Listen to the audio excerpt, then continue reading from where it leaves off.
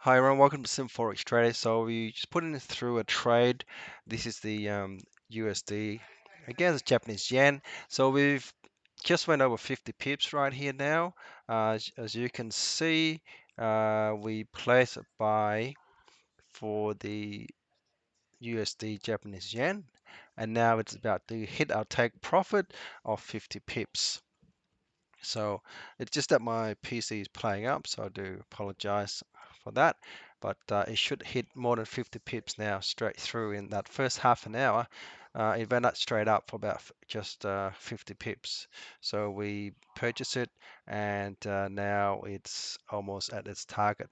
But my PC keep playing up, so I will do a recording for this one, and I'll do another recording later on for another pair, which is the USD against the Swiss.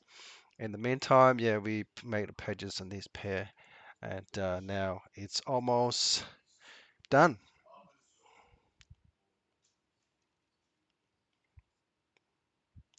So if you can hear me, just type yes. Thanks everyone for watching. I do apologize, my PC is playing up, but it should be back to normal soon. So, all right, thanks for watching, and we'll keep going with the live stream, and I'll stop the recording now, and we go to the next pair.